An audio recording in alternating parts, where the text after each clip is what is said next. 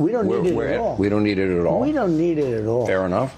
So, well, I mean, you could make the case, like, why are we even?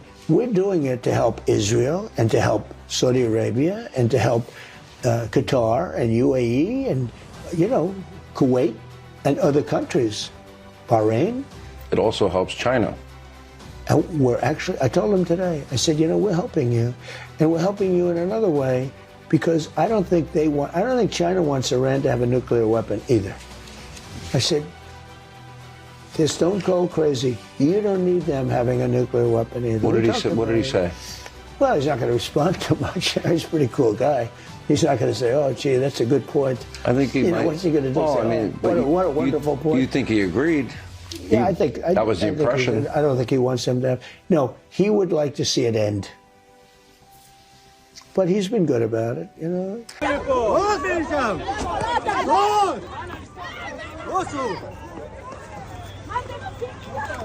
So today is a counter demonstration demanding an end to the genocide and to the occupation and a freedom for Palestine. 1, 2, 3, 4, occupation no more. 5, 6, 7, 8, Israel's apartheid state.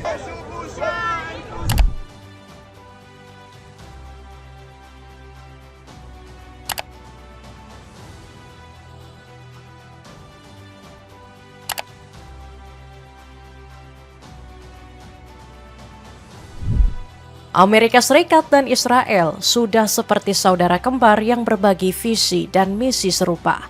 Dan selayaknya saudara kembar, ketika salah satunya mengalami sakit, maka sang saudara juga akan merasakannya. Contohnya seperti saat ini, ketika dua negara penjajah tersebut sama-sama dihantui dengan segambreng masalah. Baik Israel maupun Amerika tengah tercekik problematika dalam negeri, termasuk inflasi, kerugian masif, hingga demo besar-besaran. Bahkan rumah Netanyahu di Yerusalem hampir digeruduk oleh warga. Menariknya, baik Trump atau Netanyahu sama-sama terancam dicopot dari jabatannya karena dikhianati kubu politiknya sendiri. Kebobrokan ini diperparah dengan sikap Eropa yang semakin getol menghalangi langkah penjajah, termasuk Austria yang mencegat jet mata-mata AS sampai hukuman Uni Eropa untuk pemukim Israel.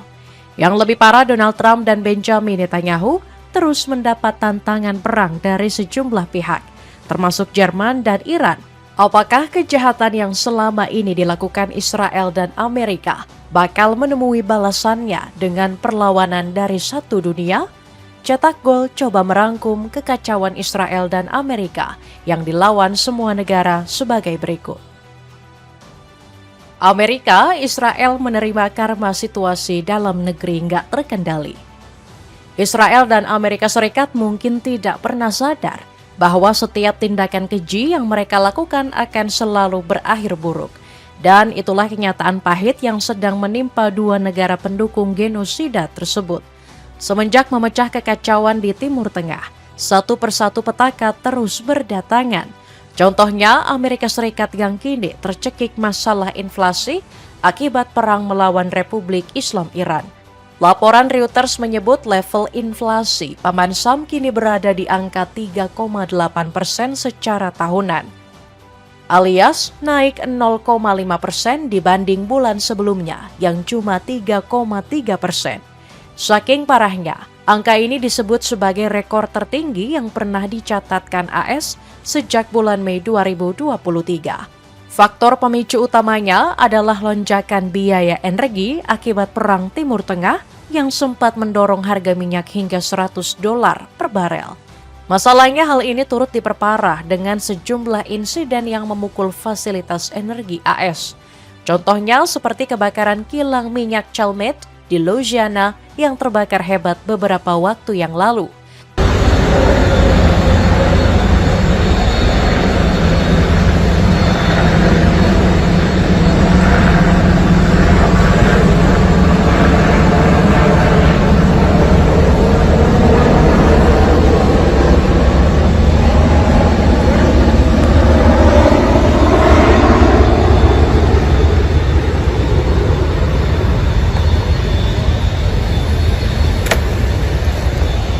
Hal ini pun merembet kemana-mana sampai menyerang harga bensin, minyak, sektor pangan, dan jasa.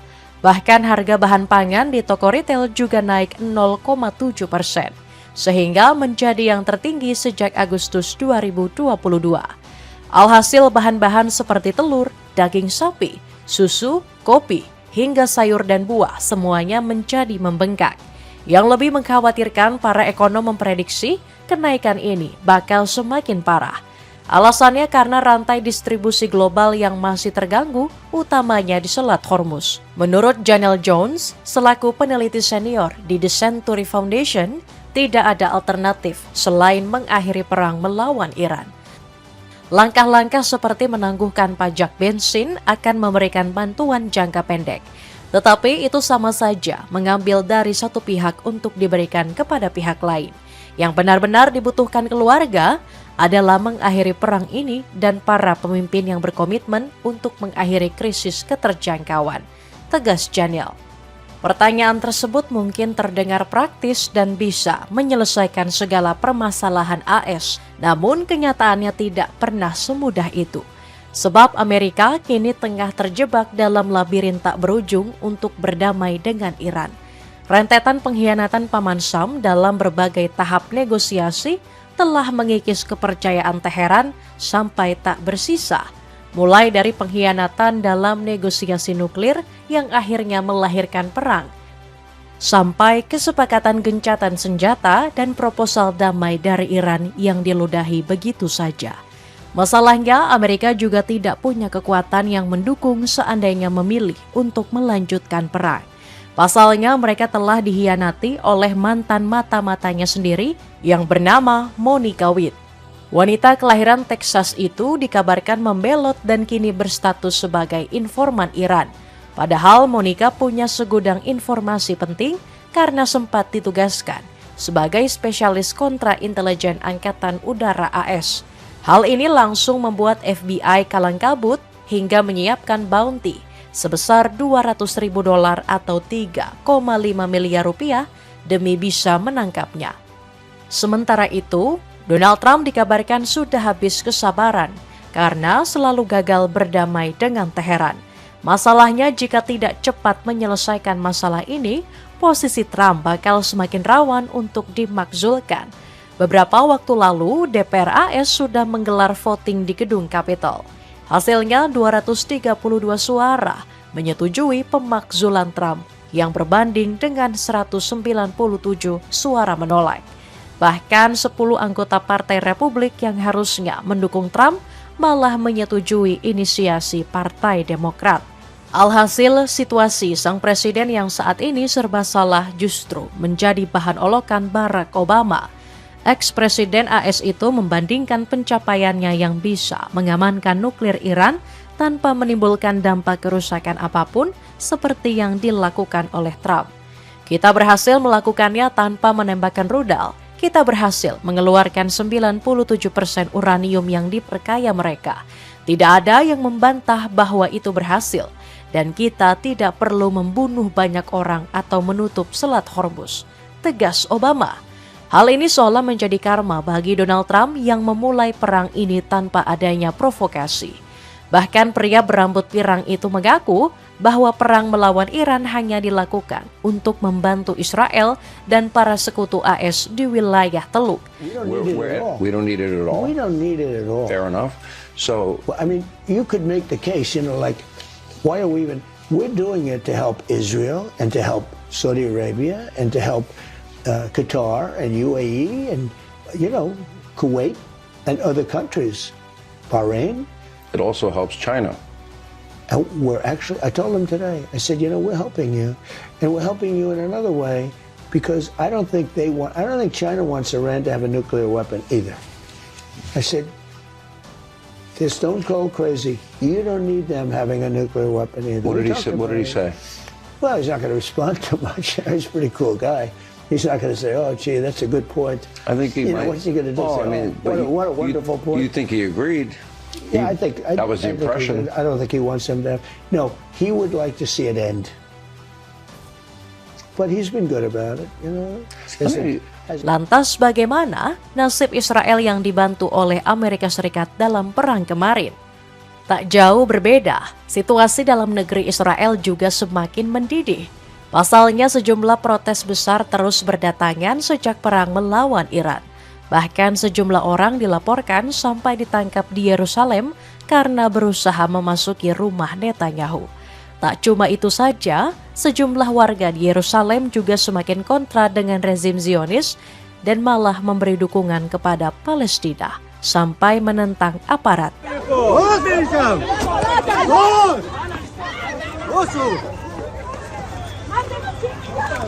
So today is a counter demonstration demanding an end to the genocide and to the occupation and a freedom for Palestine. 1, 2, 3, 4, occupation no more! 5, 6, 7, 8, Israel's apartheid state!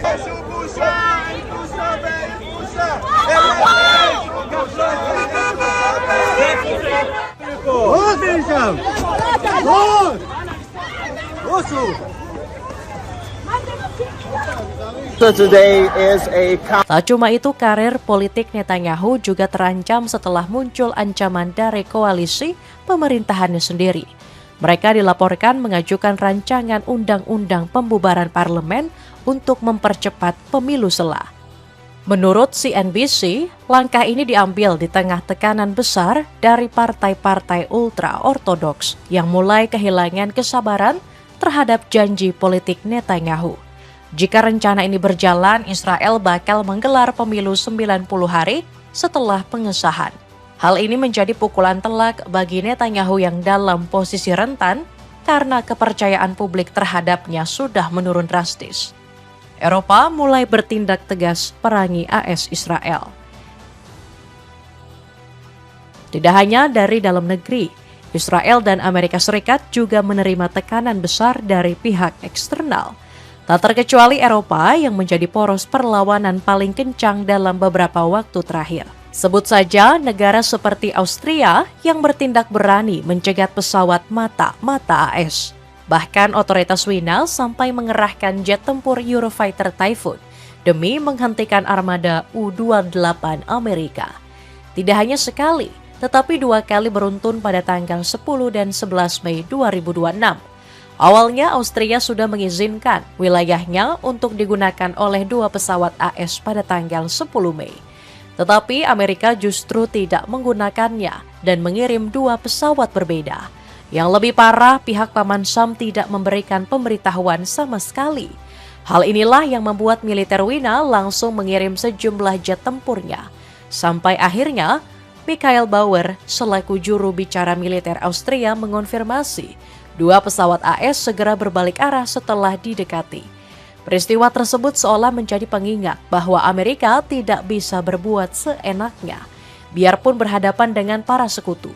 Dan yang lebih ironisnya, pencegatan ini diyakini turut merusak agenda AS, sebab pesawat U-28 identik digunakan untuk intelijen sinyal dan operasi pengintaian. Entah operasi apa yang dijalankan oleh Paman Sam, tapi yang jelas, rencana tersebut harus terhambat karena insiden ini. Sementara itu, sikap keras Eropa juga diperlihatkan kepada sekutu dekat AS, yakni Israel. Benua Biru telah resmi menjatuhkan sanksi terhadap pemukim Israel di tepi barat Palestina. Menurut laporan CNBC, sanksi tersebut menyasar 3 tokoh penting dan 4 organisasi pemukiman yang dinilai bertanggung jawab atas kekerasan terhadap warga Palestina. Menariknya, sanksi ini sejatinya sudah diajukan sejak lama, namun Eropa selalu gagal melaksanakannya karena veto dari Viktor Orban yang saat itu menjabat Perdana Menteri Hongaria. Kini posisi tersebut telah digantikan Peter Magyar yang memilih menghentikan dukungan ke Israel dan mendukung langkah Uni Eropa. Sudah saatnya kita bergerak dari kebuntuan menuju tindakan nyata. Ekstremisme dan kekerasan membawa konsekuensi, kata Kepala Kebijakan Luar Negeri Uni Eropa, Kaja Kallas. Di sisi lain, negara Eropa lainnya seperti Spanyol juga semakin kencang menunjukkan perlawanan. Seperti diketahui, negeri Matador telah mengambil sikap tegas sebagai pendukung setia Palestina. Hal ini tidak hanya ditunjukkan oleh para pemimpin, tetapi juga figur berpengaruh di Spanyol. Contohnya seperti yang ditunjukkan Lamine Yamal selaku atlet sepak bola dari klub Barcelona. Saat merayakan momen juara bersama rekan-rekannya, pemain 18 tahun itu dengan berani mengibarkan bendera Palestina.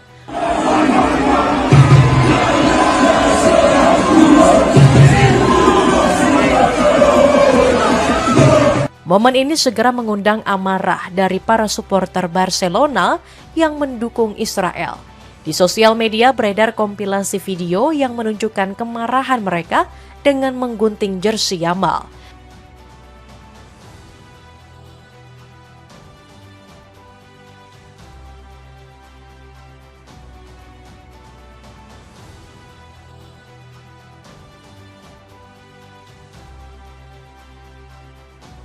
Bahkan menurut jurnalis Palestina bernama Abu Bakar Abed, banyak warga Israel yang mendoakan Yamal agar cedera parah hingga patah kaki. Muncul juga sebuah peringatan keras dari Menteri Pertahanan Zionis, yakni Israel Katz. Lamine Yamal memilih untuk memprovokasi, melawan Israel dan memicu kebencian, sementara para tentara kami memerangi Hamas. Sebagai Menteri Pertahanan negara Israel, saya tidak akan diam di hadapan provokasi melawan Israel dan melawan rakyat Yahudi, ujar Katz. Namun hal ini langsung mendapat respon tegas dari Perdana Menteri Pedro Sanchez. Pria 54 tahun itu justru bangga dengan tindakan Yamal hingga menjanjikan perlindungan serta dukungan penuh. A insultar a los mexicanos, eso es bueno. Pero ¿qué clase de patriotismo es este? ¿Qué clase de patriotismo es este? Que por cierto, estoy esperando que la derecha, el PP y Vox, se solidaricen y muestren su respaldo a un futbolista, a Lamine Yamal, que simplemente por ondear una bandera, la de Palestina, ha sido criticado por el gobierno de Netanyahu. ¡Menudos patriotas! Desde aquí todo nuestro respaldo a ese deportista y al pueblo palestino y todo nuestro rechazo ante la violación de derechos humanos y la legalidad internacional que está perpetrando Netanyahu. Pengen rompi kece dengan harga terjangkau? Cobain rompi dari brand QWERTY Life. Cek linknya di bawah ini. Seluruh dunia mulai siaga perang lawan tirani Trump Netanyahu.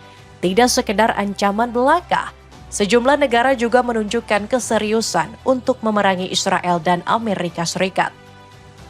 Sebut saja Jerman yang justru senang bisa terlepas dari belenggu Paman Sam. Berdasarkan laporan The Economist, petinggi militer tertinggi Jerman Jenderal Carsten Breuer sudah mengeluarkan sabdanya. Menurutnya, Angkatan Bersenjata Jerman atau Bundeswehr kini sedang dipersiapkan agar benar-benar siap menghadapi perang. Bahkan Friedrich Merz selaku kanselir Jerman menyebut Bundeswehr bakal menjadi angkatan darat konvensional paling kuat di seluruh Eropa. Mereka punya blueprint jangka panjang untuk mencapai revolusi besar pada 2039. Sebut saja seperti keunggulan teknologi, termasuk kemampuan serangan presisi jarak jauh. Demi menggapainya, Jerman akan meningkatkan anggaran pertahanan menjadi 160 miliar euro atau lebih dari 3.000 triliun rupiah. Jika terlaksana, otoritas Berlin bakal melampaui Inggris dan Prancis dalam belanja pertahanan. Selain itu, Jerman juga menargetkan penambahan pasukan menjadi 260.000 tentara aktif dengan 200.000 personil cadangan. Tak ayal jika Jenderal Carsten Breuer begitu optimis dengan masa depan negaranya. Sekarang memang waktunya untuk terbuka kepada publik soal apa yang sedang kami lakukan, tegasnya. Di sisi lain, Amerika Serikat juga terus mendapat desakan dari Republik Islam Iran. Negeri para mullah makin gencar menyuarakan ambisi perang sampai titik darah penghabisan. Bahkan Teheran berpotensi melawan Amerika menggunakan modifikasi rudal Tomahawk.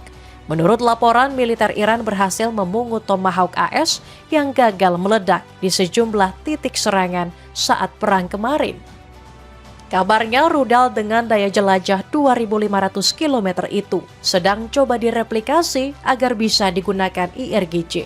Di sisi lain, Menteri Luar Negeri Abbas Araghchi justru mengomentari kerugian fatal AS yang diakibatkan perang melawan Iran.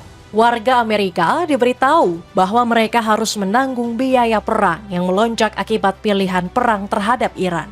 Abaikan kenaikan harga bensin dan gelembung pasar saham.